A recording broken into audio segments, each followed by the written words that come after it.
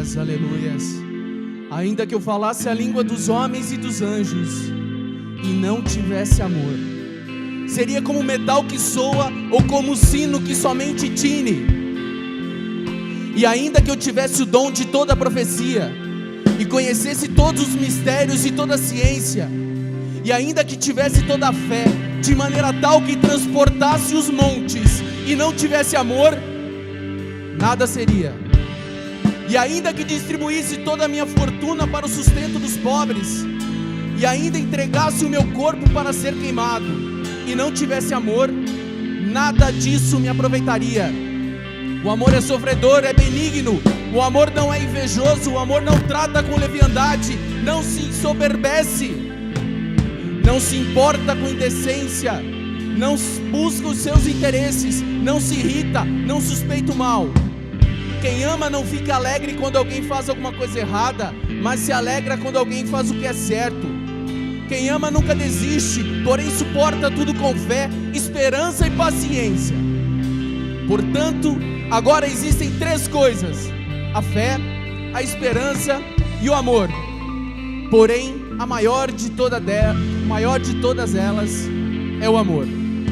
Senhor, a Ti toda a honra, toda a glória, todo louvor e toda exaltação, Senhor. Somente o Senhor é digno, somente o Senhor é digno de receber o nosso louvor, a nossa adoração, Senhor. Recebe o nosso reconhecimento de que somente o Senhor é Deus, de que o Senhor somente cuida de nossas vidas. Entregamos nessa noite as nossas vidas a Ti, Senhor. Recebe o louvor, recebe toda a adoração, recebe, Senhor. Senhor, agradecemos a Ti por sermos Seus filhos, Senhor, por nos reconhecer como Seus filhos, como herdeiros do trono do céu. Obrigado, Senhor, obrigado. Em nome do Santo Jesus, agradecemos a Ti nessa noite. Obrigado e obrigado. Amada igreja, sentem-se por gentileza.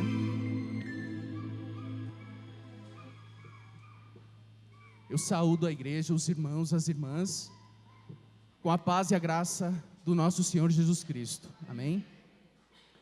Estou muito honrado e muito feliz nessa noite por poder compartilhar um pouco do que acontece na minha vida, do que tem acontecido em minha vida nos últimos tempos. E há algumas semanas atrás, umas 2 semanas atrás, nas conversas filosóficas de longas horas com o pastor Isaur, o pastor fala para mim, no momento da nossa conversa e fala assim: Eduardo, é o momento de você compartilhar os milagres e as bênçãos que têm acontecido na sua vida. E já há algum tempo, o pastor Isaur, a pastora Nilzete, vem me convidado para ministrar a palavra, e eu tenho falado muito. Tenho falado de amor, tenho falado de salvação, tenho falado de objetivos de vida, de metas, tenho falado de sabedoria de Deus, mas da minha vida, do meu testemunho, isso eu não havia falado ainda. Eu falei: pastor, vamos nessa? Vai, Eduardo, vai e prepara uma palavra, dá o seu testemunho, e que a vontade de Deus seja feita na sua vida. E eu recebi essa palavra e disse: amém, seja feita a sua vontade em minha vida, Senhor. E agradeço o pastor, agradeço o carinho, agradeço pela noite de ontem. Quem esteve aqui pôde perceber, pôde vivenciar a presença de Deus. O pastor me contava das visões dos irmãos que tiveram na noite, e foi maravilhoso, foi tremendo. Minha família esteve aqui presente, foi maravilhoso mesmo, gente. Tudo que acontece em nossas vidas é maravilhoso da parte de Deus. E vou preparar uma palavra então, deixa eu pensar, orando a Deus, pedindo ao Espírito Santo para ministrar no meu coração alguma palavra que possa transformar vidas, que possa tocar pessoas nessa noite. E algumas semanas atrás, Pierla chega a mim e fala: olha, eu vi um culto, assisti um culto de um pastor na internet, e é muito bacana, muito legal. É o que a gente vive, é o que a gente prega, é o que a gente ministra, é o que a gente busca para as nossas vidas. E eu acabei não vendo por conta de outros compromissos, né? Até mesmo na igreja mesmo.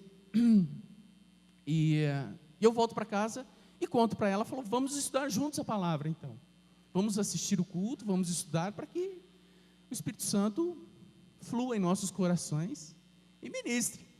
Foi muito interessante. Quando eu comecei a assistir, e eu já fui buscar mais informações, mais referências bíblicas sobre o que estava sendo ministrado, e ouço a palavra de Deus falando ao meu coração. É isso que vai ser ministrado. É isso.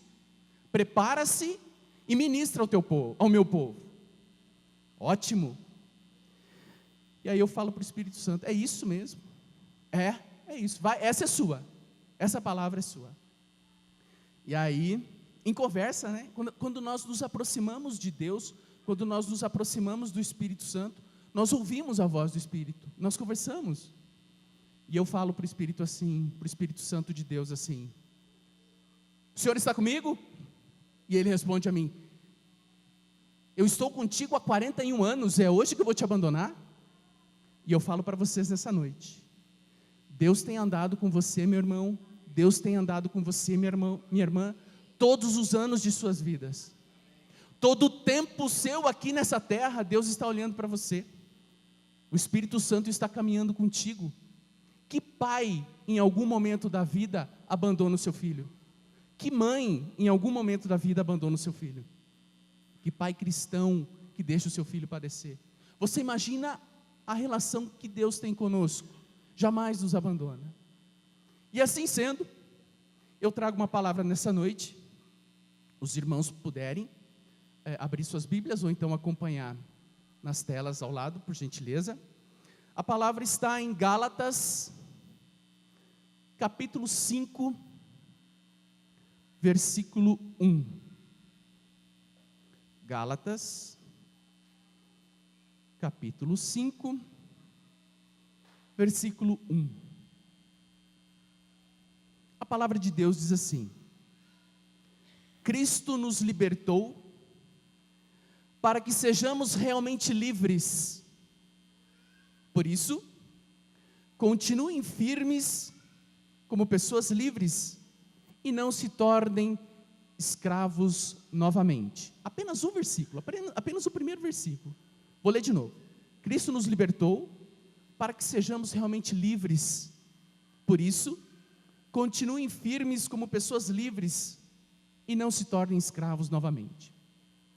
O título dessa noite, da palavra dessa noite é Vítima ou Vencedor? Vítima ou vencedor? O que nós somos em Cristo? O que nós somos em Cristo, irmãos, irmãs? Continua a minha leitura, agora em João 19:30, que relata as últimas palavras. João 19:30, capítulo 19, versículo 30. Foram as últimas palavras de Jesus em vida, aqui na terra. Ele diz assim: está consumado. Está consumado.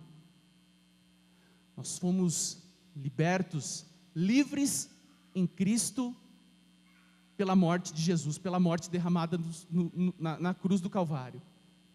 Está consumado. Irmãos, irmãs, talvez vocês se assustem um pouco com as palavras, mas Deus não precisa fazer mais nada em nossas vidas.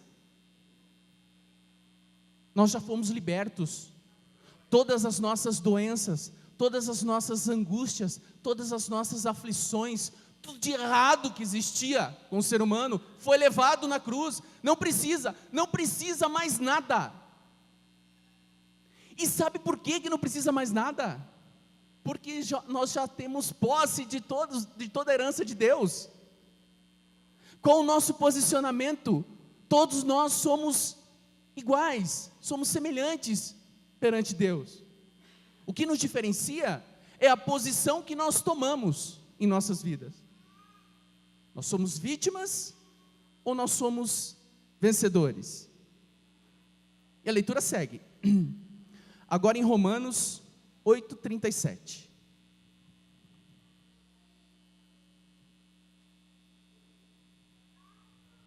Mas em todas essas coisas, somos mais do que vencedores, por aquele que nos amou. Mas em todas essas coisas, somos mais do que vencedores, por aquele que nos amou. Irmãos, irmãs, eu poderia parar a ministração aqui, nesse momento. A pergunta é, o título da noite é: somos vítimas ou somos vencedores? E a palavra de Deus nos diz que nós somos mais do que vencedores. Sabe o que é ser mais do que vencedor? Imagina uma partida de futebol. Imagina o Campeonato Brasileiro, 8 meses de disputa. É como se o seu time não precisasse entrar em campo e já recebesse o título de vencedor, de campeão do Campeonato Brasileiro, antes mesmo de disputar qualquer partida.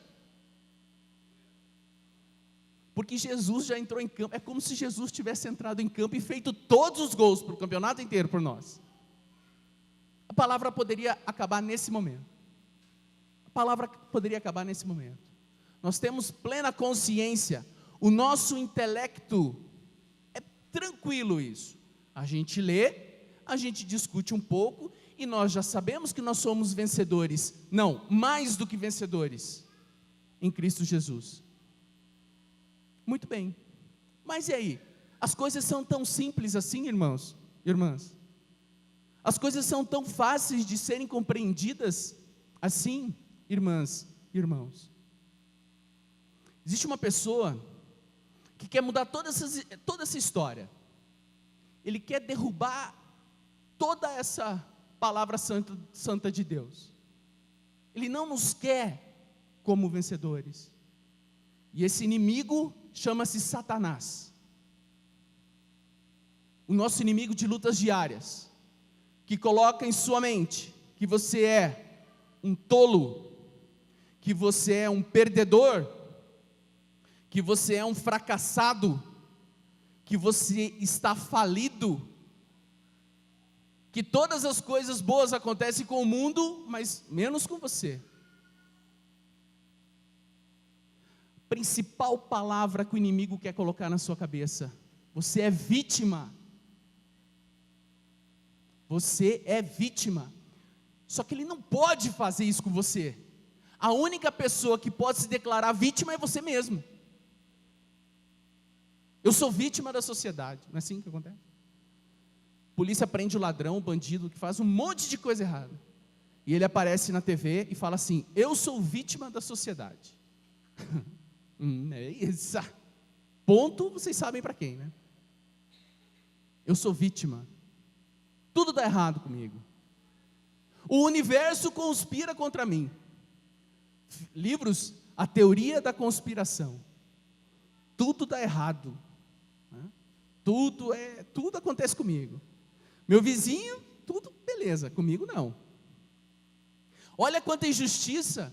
Fui injustiçado no meu trabalho, né? Olha, esse chefe, a implicância desse cara é comigo mesmo. Só pode ser comigo.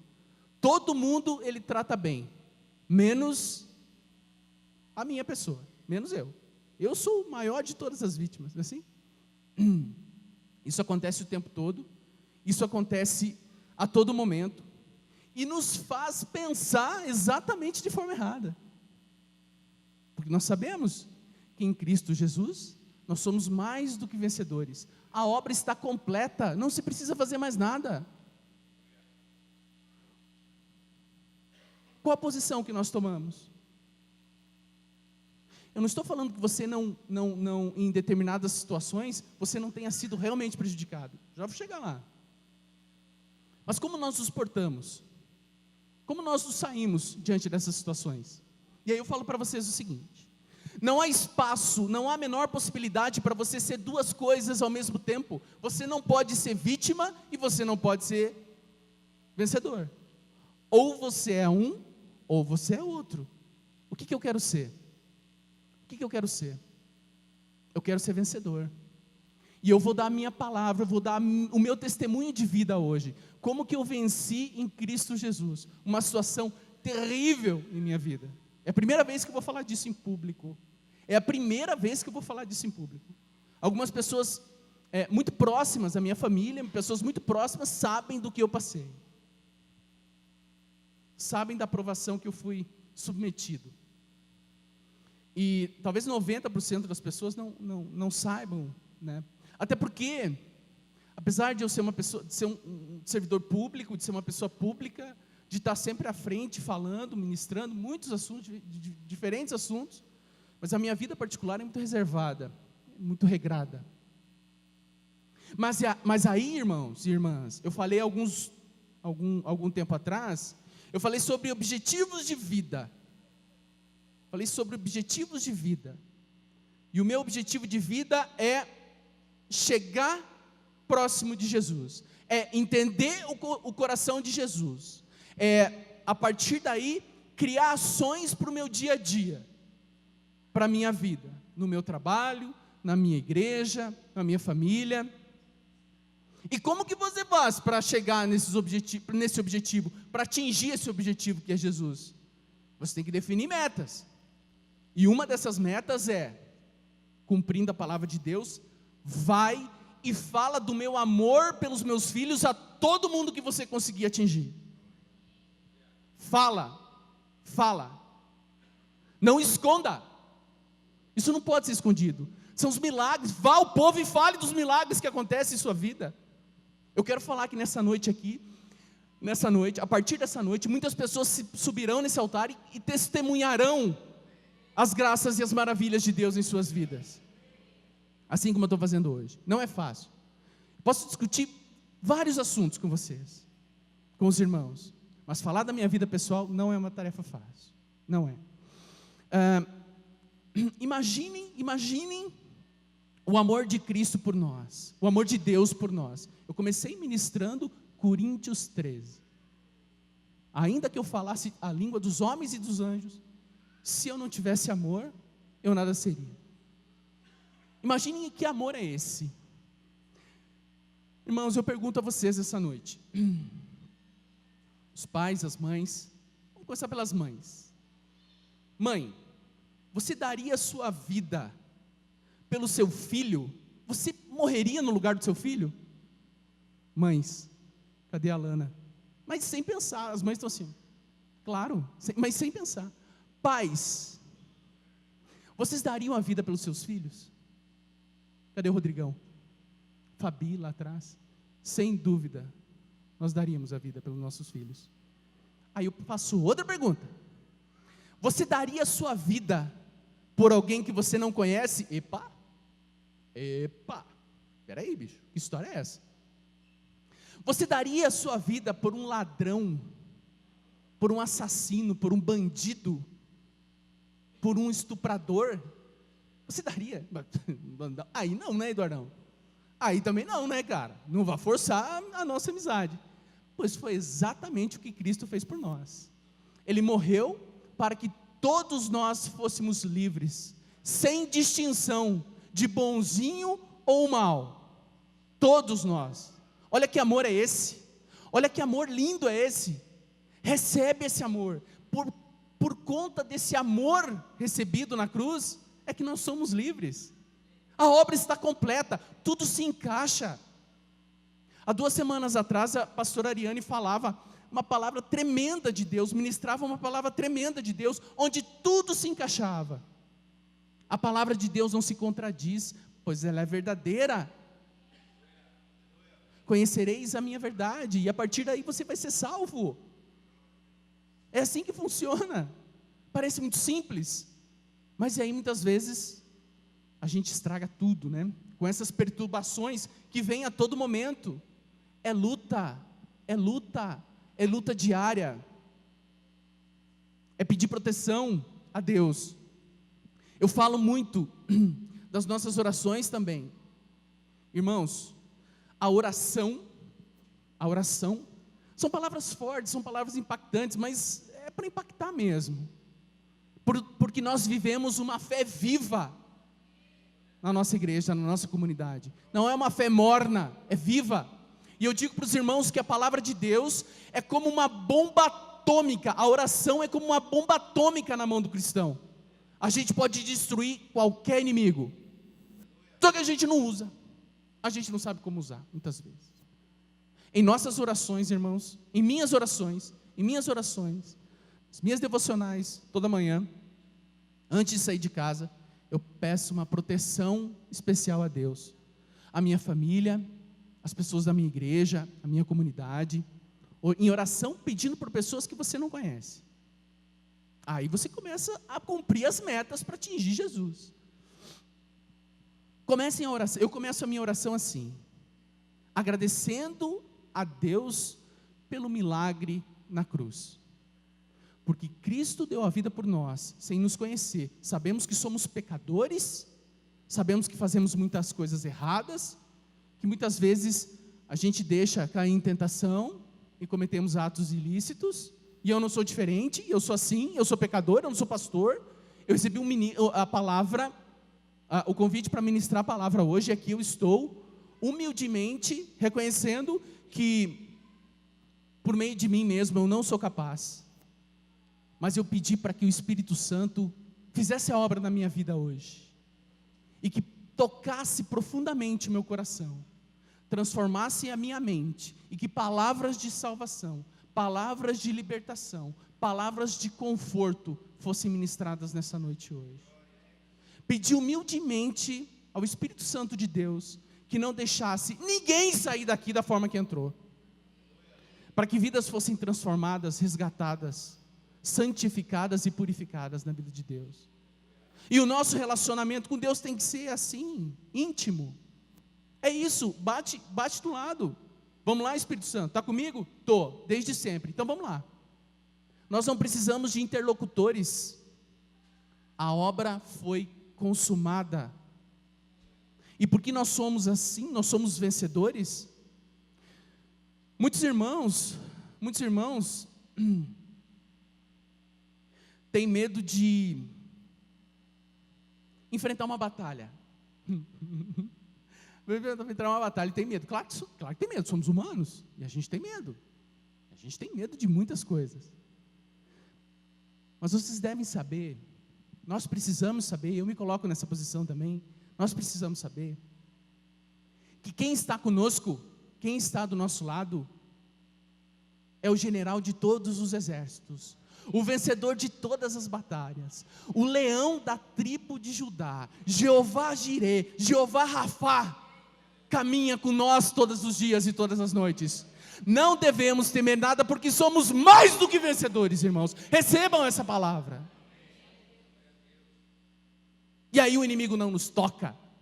Você vai para uma guerra, você vai para uma batalha, e você está amedrontado. Só que aí te dão um leão para entrar nessa guerra. E aí você vai com o leão. Só que o nosso leão é o leão da tribo de Judá. É o maior de todos.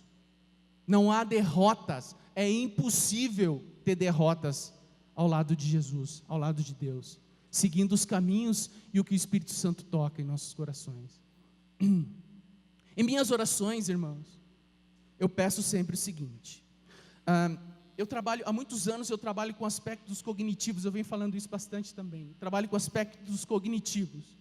Então eu estudo a melhor forma, ou a forma mais interessante de ensinar, de forma com que os alunos aprendam, consigam aprender, consigam entender o que eu tenho falado. A gente trabalha nos aspectos cognitivos, e funciona assim. Na nossa van filosofia, o conhecimento vem, e eu falo para os alunos sempre assim: você tem que absorver, entender, por isso precisa prestar atenção. Você entende, absorve e transporta isso para o teu coração, porque começa a fazer sentido na sua vida. Aí o aprendizado, aí as disciplinas na escola fazem sentido. Com o Espírito Santo, com a palavra de Deus é diferente. Não é cognitivo, é espiritual. E a palavra vem pelo coração, toca o seu coração e sobe para a mente. É diferente. Muda a sua mente, muda a sua forma de agir e faz de você um vencedor ao invés de vítima. Irmãos, irmãs, é muito sério isso que eu estou falando. É uma responsabilidade muito séria estar aqui hoje. Foi uma responsabilidade muito séria estar aqui ontem. E eu falo do fundo do meu coração para vocês, porque eu passei por todas essas etapas na minha vida. Mas os pensamentos ruins continuam povoando a sua mente, continuam pegando a sua mente. E aí os políticos que nos governam, né? Já viram? Tudo que eu não estou defendendo ninguém, e não vou defender ninguém nunca, nesse sentido. Tudo que acontece de ruim no Brasil, a culpa é do governo passado, né? A culpa é do Lula. Agora, daí você chega para o Lula fala assim, não, mas a culpa é do Fernando Henrique, tudo vítima. Todos são vítimas. São vítimas da sociedade. Os políticos, todos vítimas, sendo presos em pleno domingo, e falando, somos vítimas. A culpa não é uma mala de 50 milhões de reais, eu não sei como é que foi parar na minha casa. Mentira, vítima. Você consegue se vitimizar diante de uma situação dessa. Olha só, mas são essas pessoas que nos representam lá. Por quê? Porque muitas vezes nós cristãos estamos vitimizados também, e não tomamos parte, e não tomamos partido dessas situações. Já que a gente está nas discussões políticas aqui, eu vou dar um outro exemplo de político. Donald Trump. Olhe para esse cidadão. Não cabe a mim nominar os problemas que esse cidadão tem, tampouco julgar. Cidadão pode ser muita coisa, não cabe a mim nominá-los, muito menos julgá-los. Mas uma coisa que esse cidadão não é vítima. Ele não é vítima de nada. E está no poder. Por quê? Porque os cristãos estão dentro de casa vitimizados muitas vezes. Não sejamos assim. Não tomamos partido dessas questões. Olha a outra questão.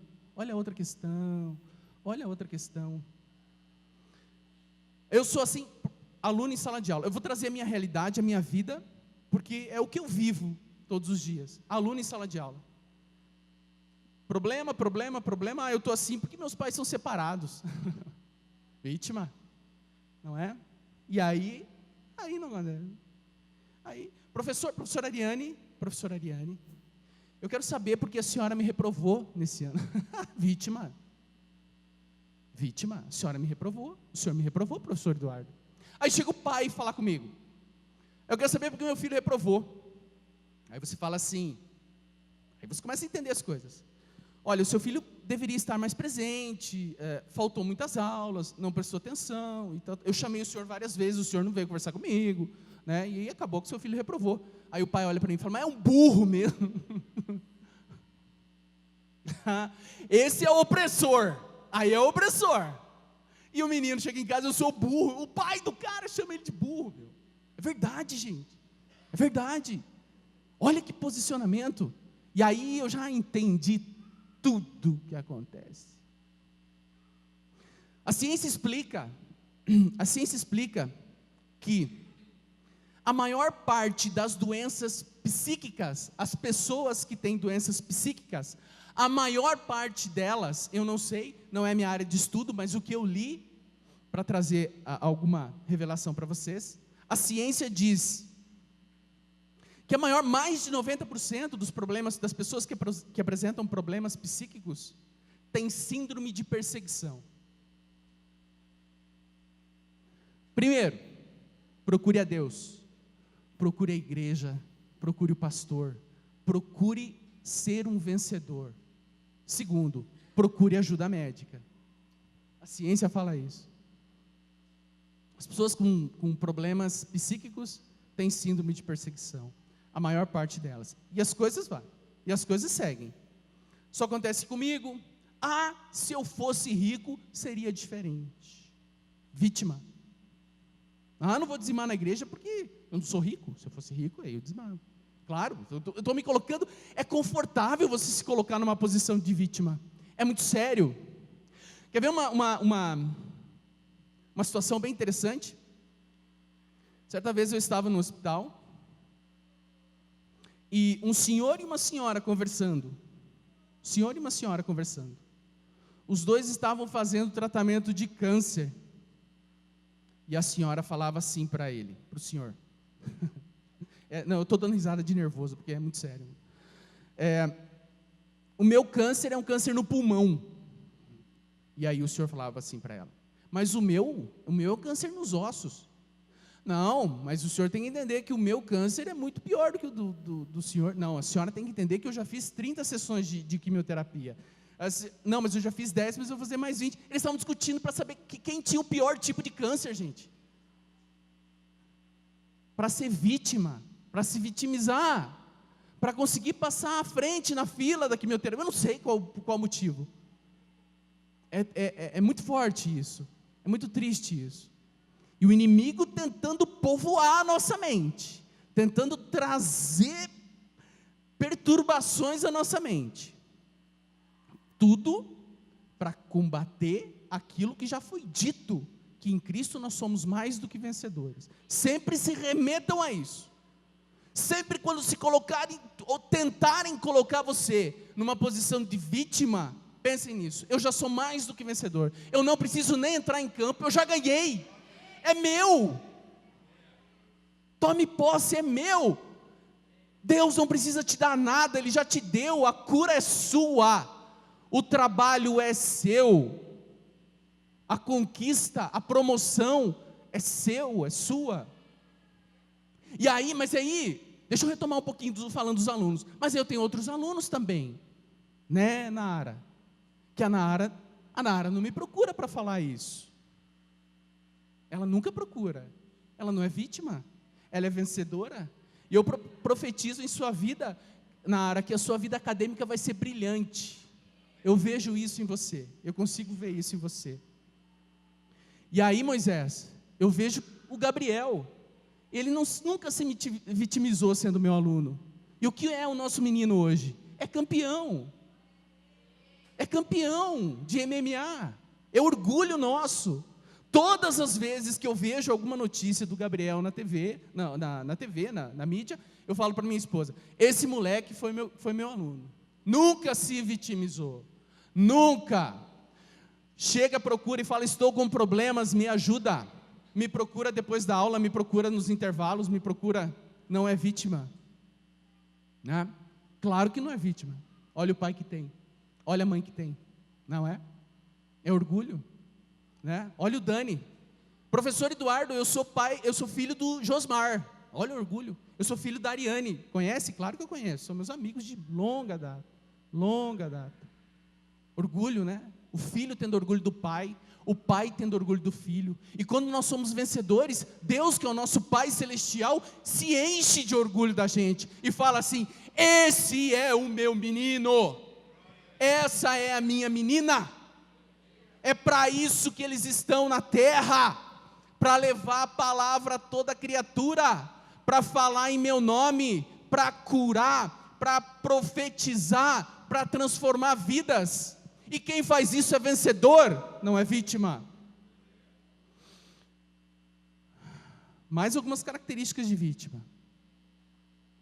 Vítima desconfia de tudo, olha só, vítima desconfia de tudo. Cidadão está no trabalho e tem duas pessoas conversando sobre ele. Estão conversando sobre o jogo do Santos e do Corinthians, sei lá. Estão falando de mim. Estão falando de mim. Irmã, cutuca o irmão do lado e fala assim, o Eduardo vai falar teu nome daqui a pouco lá na frente. Não, mas eu não estou falando de vocês, não, estou falando de mim. Eu sou assim também. É meu testemunho de vida. Eu estou falando de mim, da minha vida. Nós somos assim. Só que quando esse pensamento ruim, esse pensamento do inimigo que está orbitando a nossa mente vem, eu já, volto lá atrás, Romanos 8:37, mas em Cristo somos mais do que vencedores. Ninguém está falando de mim, não. Ninguém está falando de mim, com certeza não. E se estiverem falando, estão falando de coisas boas, certamente. Vítima não termina qualquer projeto. Vítima não termina qualquer projeto. Porque no meio do trabalho, no meio da responsabilidade que lhe foi atribuída, ele vai arrumar uma encrenca com alguém. ele vai arrumar algum problema, ele vai arrumar alguma desculpa e não vai terminar o projeto dele, vai abandonar. Isso é uma característica.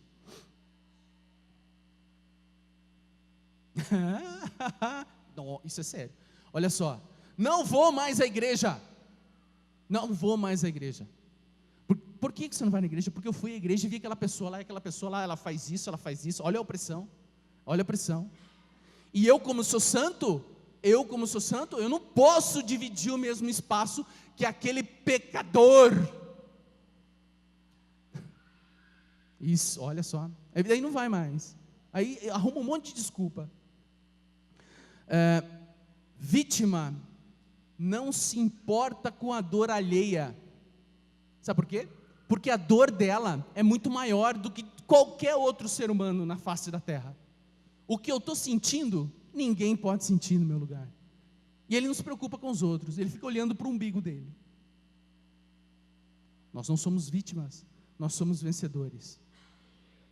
E a posição de vítima, esse posicionamento, se você toma posse disso, você nunca será um vencedor, porque isso te atrapalha, isso te amarra, isso é como se fosse uma âncora que você tivesse que carregar a tua vida inteira. Isso não te dá liberdade, isso não te dá fluidez nas suas ações. Prestem atenção nisso, meus irmãos. Eu li uma frase esses dias de um pastor que eu achei muito interessante também. E a frase diz assim: o fraco que não é covarde é fortalecido. O simples que não é tolo torna-se sábio. O que renuncia a tudo, de tudo fica livre. E o que ama tudo que seja verdade, torna-se livre. A verdade está aqui, gente. Deus, fala comigo.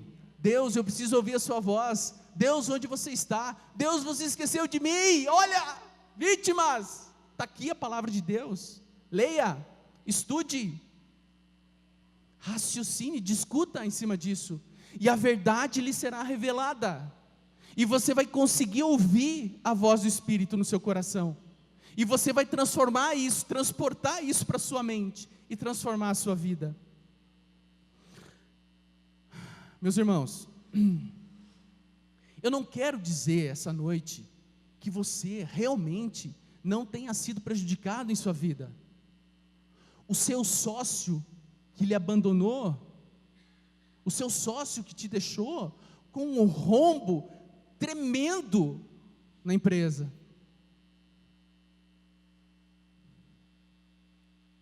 A sua esposa que lhe traiu e te deixou. O seu marido que lhe traiu e lhe abandonou com os seus filhos. Eu li uma reportagem há esses tempos atrás, absurdo, é um absurdo. As mulheres acometidas de câncer no útero, os índices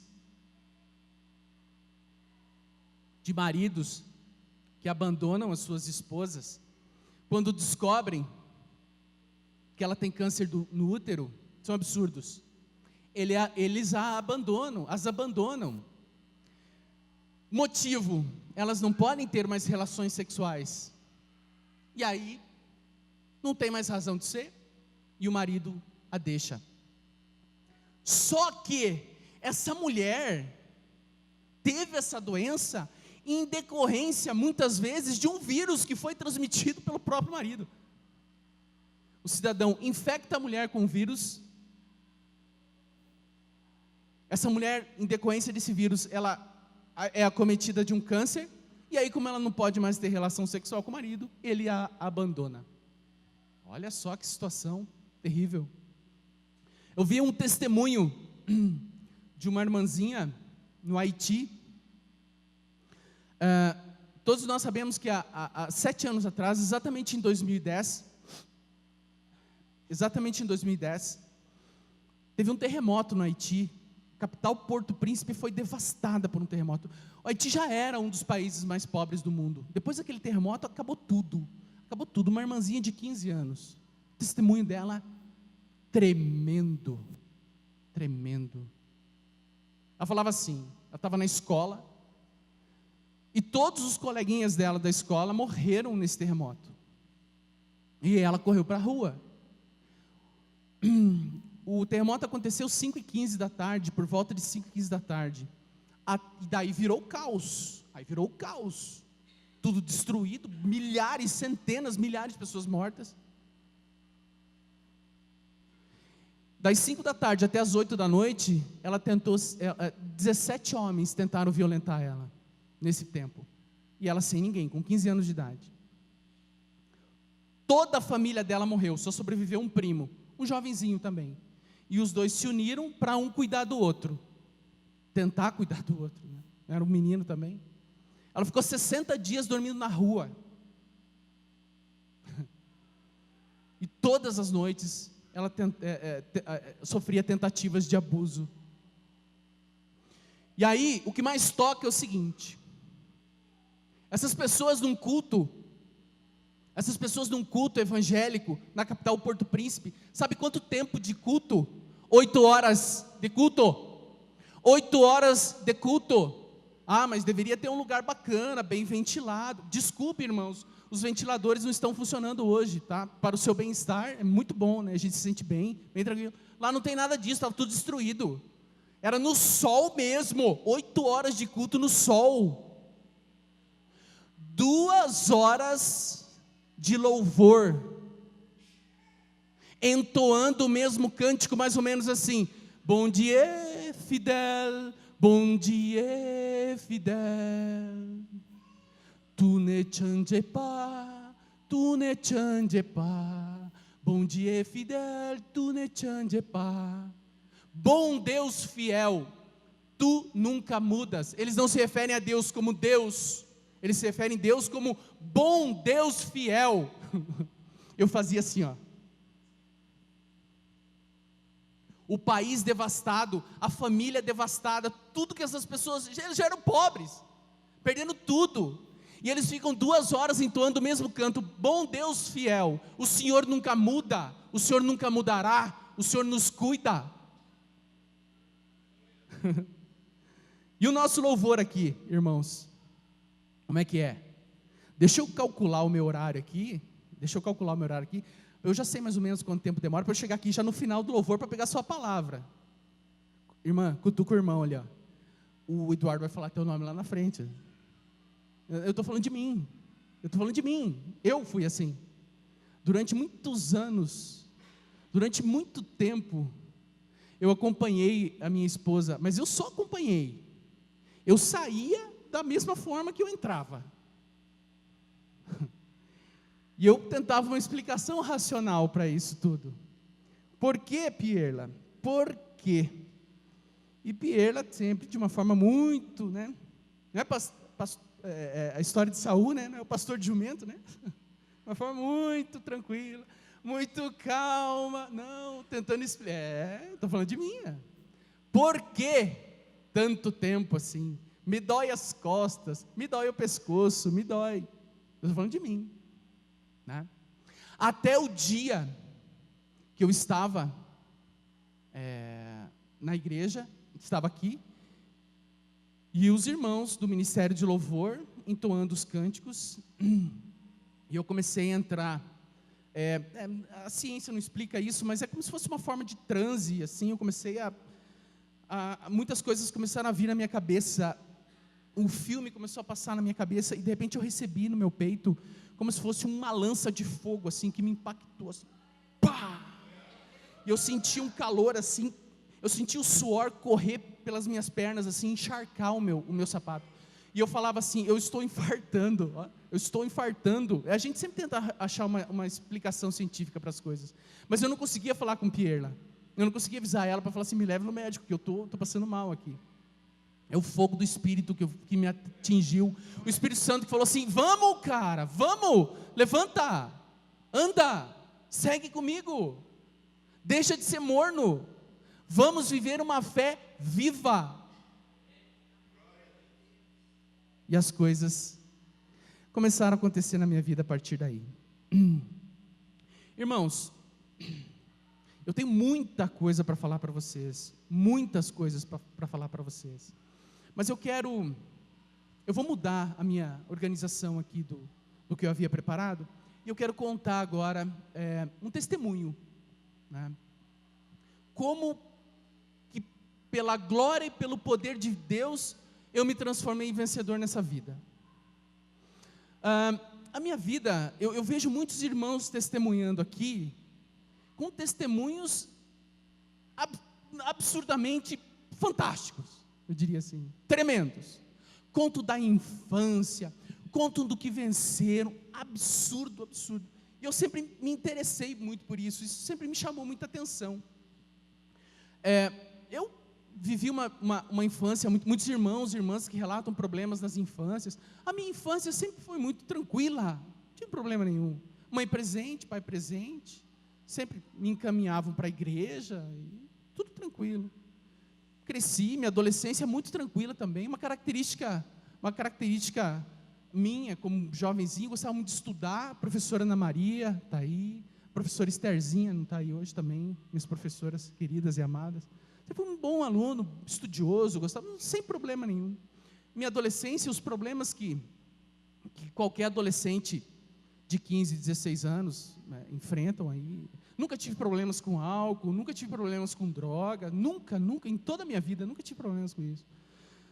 E casamos muito cedo, e a partir daí eu já comecei a ter responsabilidades da minha vida. Quando eu fui estudar, eu sabia que tinha algo a cumprir, que havia pessoas esperando por mim aqui, filhas e esposa e tudo mais. Fui tranquilo, ensino médio tranquilo, vestibular, beleza, passei, fui para a universidade. As coisas começaram a mudar na minha vida, a partir daí, de uma forma muito séria. Fazia 2 faculdades, uma ligada à área tecnológica de engenharias e outra ligada à área de educação. Em uma das universidades que eu estudava havia mais de 20 mil alunos, e na outra havia algo em torno de 3 mil alunos. Então era um povo aí, mais ou menos uns 25 mil alunos, que eu estava envolvido diretamente. Lá eu tive acesso a muita informação, lá eu tive acesso a muita cultura, lá eu tive acesso a um novo mundo, que me abriu a mente absurdamente. Eu me envolvi com um grupo de estudantes, nunca me envolvi com drogas, continuei tranquilo. Enquanto os meus amigos, muitos colegas, saíam para balada, saíam para as festas e tal, nós montamos um grupo de estudo de filosofia e políticas, isso na universidade. Enquanto a garotada ia toda para a balada, nós íamos para a universidade, muitas vezes para a casa de alguns dos amigos, para estudar. Estudávamos a noite toda debatendo filosofias, políticas, lutas, revoluções. E aí eu estudei tudo, li tudo que vocês possam imaginar disso. Além das 2 universidades que eu fazia, eu estudava incansavelmente. Estudava Nietzsche, estudava Gramsci, estudava Hegel, estudava Confúcio, estudava Foucault, estudava Marx, estudava Descartes, estudava Thomas Kent, estudava todos, eu posso falar uma centena de filósofos que a gente estudava, a noite toda. E aí, eu quero que vocês entendam o seguinte, eu não estou falando aqui que não é para ninguém ler filosofia, ninguém ler política, não.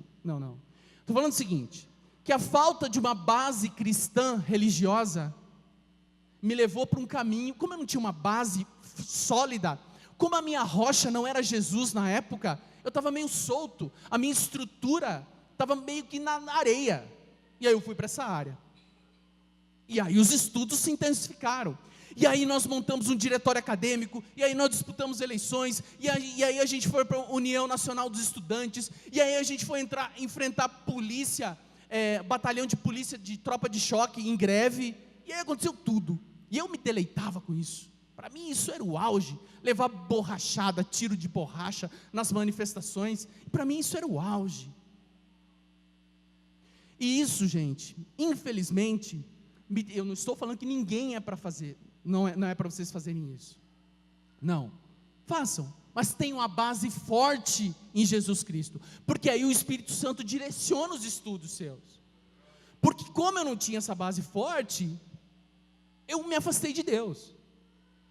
Eu me afastei completamente de Deus, a ponto de não acreditar mais. E aí vocês vão falar assim, nessa semana aqui, que inicia.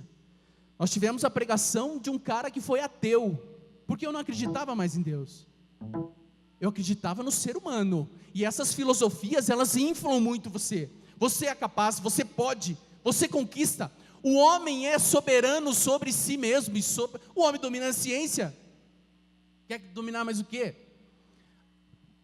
Por mais que o ateu não acredite em Deus, o verdadeiro ateu, ele reconhece como algo muito importante para a sociedade. É algo que vem balizar a sociedade. Até porque senão tudo vira anarquismo. Senão tudo vira Porto Príncipe.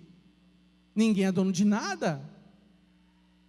Então o ateu reconhece a religião como algo importante na sociedade, mas não acredita. E esse fui eu, durante muitos anos. E Pierla na igreja. E Pierla na igreja. E Pierla orando. E Pierla pedindo. E minha mãe pedindo. E meu pai pedindo.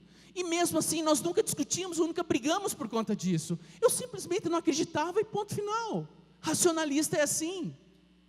Se quer me provar alguma coisa, então me prove por meio de métodos científicos. Senão, eu não tenho razão de acreditar. E não acreditava, porque eu não entendia que a fé é aquilo que você acredita no que não vê. Porque é algo espiritual, porque é algo do coração, não é algo da mente humana. E tudo foi muito bem. E eu vinha muitas vezes na igreja, eu conheço muitos colegas que não deixam as esposas virem. Não, a Pierla sempre veio. E chegava em casa e ela só falava assim: você perdeu a palavra hoje. Foi muito bom, foi muito bacana. O pastor Isaú falou de você. E eu não acreditava. E a coisa foi tranquila, sem problema nenhum. Eu vinha, frequentava, tal. Ia para casa, esquecia, não guardava nada, não estudava. Tudo muito bem, até que estou eu, um dia em casa, isso aconteceu há 2 anos atrás, exatamente no dia 9 de setembro de 2015, eu passei por um problema muito sério na minha vida.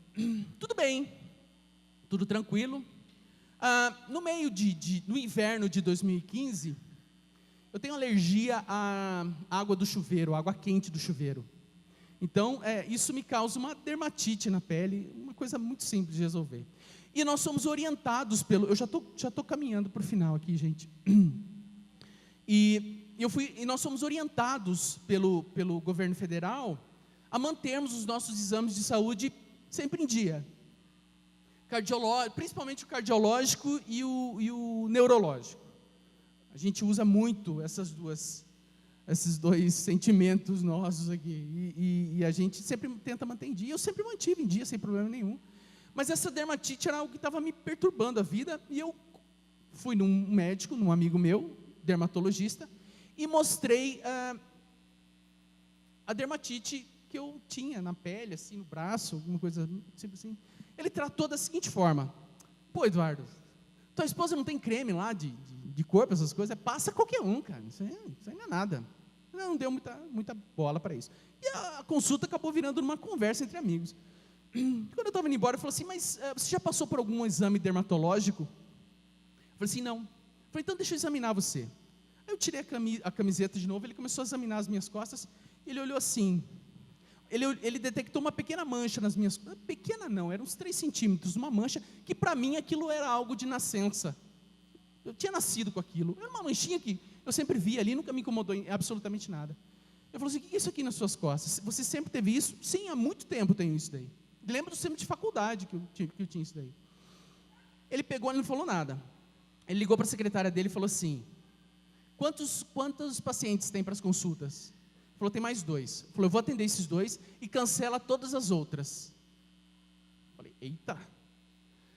já ligou para o centro cirúrgico e falou assim, prepara a sala de cirurgia, porque eu vou fazer uma cirurgia agora. E eu, achando que ele estava falando de outra pessoa, evidentemente.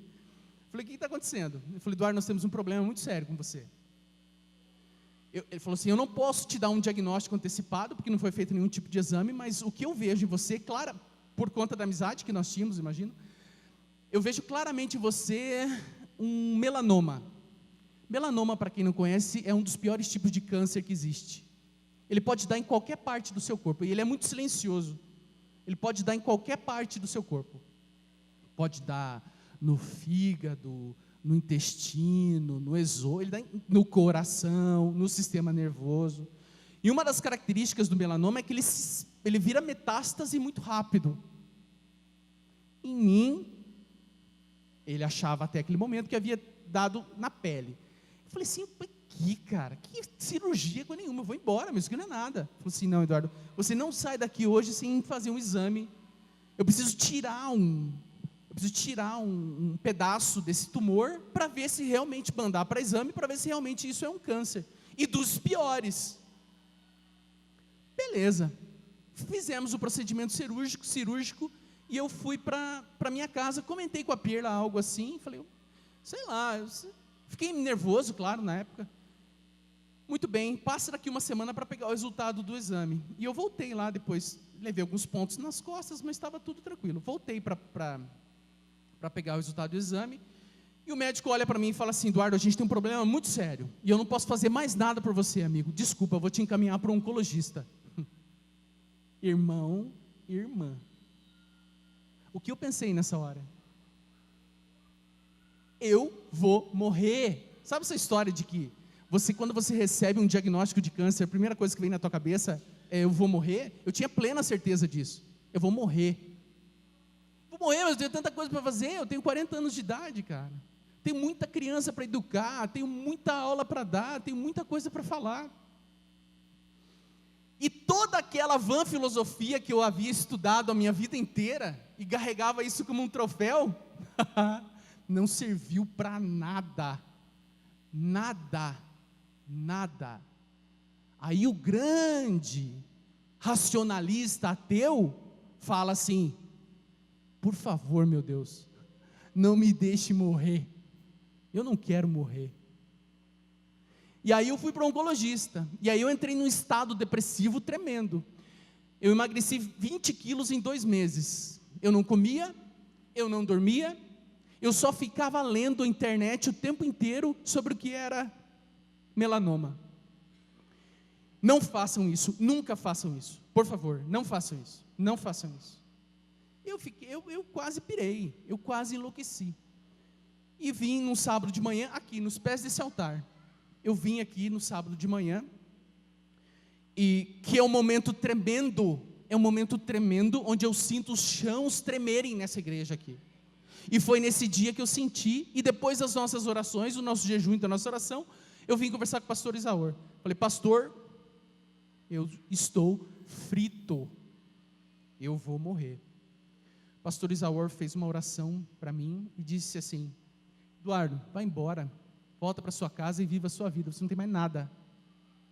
Pelo poder de Deus você já foi curado, esse tumor secou até a raiz. Mas gente, entendam, que eu ainda não havia me convertido, eu ainda não conhecia desse poder de Deus. Voltei para casa, eu não senti nada, voltei para casa, e a Pierna numa boa, fazendo comida e conversando. Falei, Pierna, você tem noção de que eu vou morrer mesmo? De que eu estou ferrado? Vou fazer um testamento aqui para ver o que. Já é verdade, queria transferir a casa para o nome não sei de quem, da filha e tal. Não, Eduardo, você não tem mais nada. Você não tem mais nada. Aí eu fui para o oncologista. O oncologista pega o exame e fala bem assim, ó, olha o oncologista, um senhorzinho, ele pega o exame, lê o exame, olha assim para mim e fala assim, ó. Falei, não faça isso comigo, não faça isso comigo, você me mata de uma vez. E aí ele falou assim, eu saí, ele falou, ó, é um problema muito sério, mas vamos ver o que acontece. Você realmente tem essa doença, você realmente tem esse problema, mas eu vou te ajudar. E daí eu já saí dali com a cirurgia marcada, que foi no dia 9 de setembro de 2015, há 2 anos atrás. Eu fiz a cirurgia, fizemos a cirurgia, anestesia geral, foi um procedimento que não foi muito simples. Eu tenho uma cicatriz de 16 pontos nas minhas costas, um rasgo, uma cirurgia, um corte desse tamanho, assim, grande. E você volta daqui 2 semanas para a gente pegar o resultado do que foi trabalhado, do que eu retirei, do que eu vi aqui. Muito bem. Voltei dali 2 semanas para conversar com ele. A hora que eu entrei no consultório, ele já estava com um sorriso no rosto já. Ei, Eduardo, veio me ver, veio tomar café? Não, eu quero saber até quando que eu vou viver, né? Aí eu vi, como é que eu pesquisava na internet? Sobrevida depois da descoberta do melanoma. E era fantástico. 3 meses, 6 meses, 1 mês, 40 dias, porque ele espalha muito rápido, e como ele é silencioso, as pessoas não têm noção. Quando se dão conta, já está tomado todo o organismo do cidadão. E aí, o médico me mostra o resultado do exame e fala assim: Eduardo, o que eu tenho aqui em minhas mãos é como se nada tivesse sido encontrado nas suas costas. Pela honra e pelo poder de Deus, eu fui curado no dia que eu estava aqui, no sábado, onde eu recebi a unção, onde eu recebi a oração do pastor Isaor, e isso se derreteu na minha vida. Louvado seja o teu nome, Senhor. E aí eu perguntava assim: isso pode voltar um dia? Isso pode acontecer de novo? Ele falava assim: isso não pode acontecer de novo, porque foi como se nada tivesse acontecido. Tá, mas eu quero, racional, cientista, eu quero uma explicação para isso. Por que isso aconteceu? Bom, isso aconteceu provavelmente porque quando o dermatologista foi tirar uma amostra para fazer a coletagem do material, para levar para exame, ele pode ter tirado todo o tumor já. Ótimo, respondeu. E eu fui falar com o dermatologista depois, falou, o oncologista falou isso, e falou: Eduardo, fica tranquilo que o homem sempre vai tentar achar uma explicação para tudo. Não se preocupa, mas você sabe muito bem o que aconteceu, né? Na sua vida o que aconteceu foi um milagre. Irmãos, irmãs, Deus fez isso comigo, com a minha vida. Eu tomei posse disso, da cura. Ele vai fazer isso na sua vida, irmão. Ele vai fazer isso na sua vida, irmã. Aquele emprego que você tanto precisa, essa semana será liberado para você, irmão, porque você vai voltar para casa e fala assim: é meu! Aquilo que você tanto busca, aquilo que você tanto precisa, já é seu, irmão. Tome posse. Essa história da minha vida, isso foi muito sério. O inimigo quase ceifou a minha vida, irmãos. Eu não ouvi ninguém falar isso, eu estou relatando a verdade, o que aconteceu comigo aqui, nessa igreja, na minha vida, nos 41 anos de vida que eu tenho. E pela graça e pelo poder de Deus, eu fui curado, eu fui liberto, e vidas serão salvas aqui nessa noite, vidas serão tocadas, vidas serão impactadas, vidas serão realmente transformadas. As pessoas sairão daqui diferente da forma que entraram, em nome de Jesus. E amanhã, irmãos e irmãs, para finalizar, amanhã, quando você acordar, amanhã, quando o cristão carnal acordar, quando o convencido acordar, ele vai dizer assim: quem cuidará dos meus problemas hoje? Amanhã, quando o cristão espiritual acordar, quando o convertido em Cristo Jesus acordar, quando o rei e o sacerdote acordar, quando o guerreiro que luta ao lado do leão da tribo de Judá acordar, ele vai falar assim, nós vamos falar assim: os problemas de quem que nós vamos cuidar amanhã? Em nome de Jesus, que todos recebam essa palavra, que todos acreditem nessa verdade que foi dita e proferida aqui. Em nome de Jesus, vocês serão cuidados, curados, libertados dessa noite, gente. Eu encerro a minha ministração hoje e eu peço uma salva de palmas para Deus, que a vida de todos vocês seja curada e liberta nessa noite. Carinhosamente eu convido o pastor Isaor para fazer a bênção apostólica dessa noite. Amém.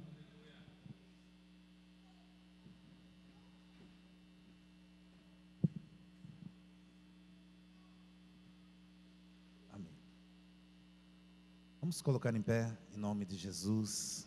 Glória a Deus. Jesus é lindo, maravilhoso, digno de toda honra e toda glória. Pai, muito obrigado por esse momento. Muito obrigado, Senhor, pela Tua presença neste lugar. Muito obrigado, Senhor, pela existência do Eduardo, pela existência dos seus pais, da sua esposa, suas filhas, ó Pai. Deus, muito obrigado por esse grande privilégio de nós estarmos aqui. Pai, o Senhor falou de uma maneira tão clara, objetiva e profunda os nossos corações, ó Deus. Pai, eu sei que tem almas aqui, tem vidas aqui, ó Deus, que nunca tiveram encontro contigo. E outros, Senhor, que um motivo algum, qualquer, distanciaram dos teus caminhos. E nessa noite, eu sinto no meu espírito, o Senhor fazendo um convite. Aqueles, Senhor, que estão sedentos, carentes, abatidos, estão, Senhor, sendo escravo do adversário, através de uma obra das trevas, através, Senhor, de uma tristeza, de uma angústia, de uma doença, de uma enfermidade, de algo que o prende e o amarra. Em nome de Jesus, que o Senhor esteja soltando essas vidas, que o Senhor esteja libertando essas vidas, que o Senhor esteja mudando esses corações, ó Pai. Que Teu Espírito Santo continue queimando, tocando e restaurando cada um. Porque o Senhor é poderoso, o Senhor é tremendo, o Senhor pode todas as coisas. E que Teu nome seja exaltado, hoje e todo sempre. Tem alguém aqui nessa noite que você nunca entregou a sua vida ao Senhor Jesus, nunca confessou Ele como Salvador? E nessa noite o Espírito Santo está falando contigo. Eu gostaria que você levantasse um dos seus braços bem alto. Eu gostaria de orar por você. Tem alguém que quer entregar a sua vida a Jesus? Tem alguém que quer confessar a Ele como o único e verdadeiro Salvador? Que você possa levantar um dos seus braços. Eu gostaria de orar com você. Alguém gostaria de reconciliar com o Senhor também? Que você levantasse um dos seus braços. Eu gostaria de orar com você. Em nome de Jesus. Tem alguém? Por gentileza. Esse é seu momento. Essa é a sua hora. Deus quer fazer coisas grandiosas. Eu sei que tem 3 pessoas aqui. Mas é você que tem o livre-arbítrio de querer ou não. Eu estou apenas fazendo um apelo. Para que você saia daqui livre. Para que você saia daqui liberto. Para que você saia daqui curado, transformado pelo poder e pela virtude do Espírito de Deus. Em nome de Jesus. A última vez, entregue o seu caminho ao Senhor, confia nele, e o mais Ele vai fazer na sua vida. Pai, eu te louvo, Senhor, por esta noite. Eu te louvo pela Tua presença neste lugar. E como ministro da Tua palavra, eu abençoo Teus filhos. Eu abençoo a Tua igreja, a cada vida, a cada família que, ó Pai, nos dá, Senhor, uma semana de gozo, uma semana de refrigério, uma semana de harmonia, uma semana, Senhor, de conquista, Senhor, de resposta, de colheita, de abundância, de prosperidade e abastança. E que a presença do Teu Espírito continue sobre Teus filhos, ó Pai. E que o Senhor continue derramando esse óleo de alegria e trazendo um refrigério sobre cada coração, ó Deus. Porque o Senhor está levantando um povo na face da terra, ó Pai. O Senhor tem levantado um exército poderoso. E como ministro da Tua palavra, eu libero uma palavra profética nesta noite. Que as evidências, as manifestações do Senhor, que a partir de hoje serão tão fortes nesse lugar, e através da tua igreja, através do teu povo, ó Pai, que vai impactar essa cidade, que vai impactar esse país, que vai vir multidões para ver aquilo que o Senhor está fazendo, porque o Senhor está levantando um povo aqui, ó Deus, cheio do poder, cheio da tua graça, cheio do teu Espírito, ó Pai, que cheio da virtude, com dinamismo, dinâmico, para que teu nome seja glorificado. Eis a sua igreja, eis o seu povo, eis os teus valentes, ó Pai, eis os seus príncipes, eis os reis e sacerdotes. Nós o abençoamos, teus filhos. Que o Senhor te abençoe e te guarde. Que o Senhor faça resplandecer um rosto sobre as vossas vidas. E que o amor de Deus Pai, a graça poderosa de Cristo Jesus e a consolação do Espírito Santo de Deus sede com cada um de vós hoje e até a volta gloriosa de Cristo Jesus para buscar a sua amada igreja. Amém. Uma salva de palmas para Jesus. A honra, glória, louvor, adoração. Dá um abraço no seu irmão, um aperto de mão, em nome de Jesus. Ótima semana.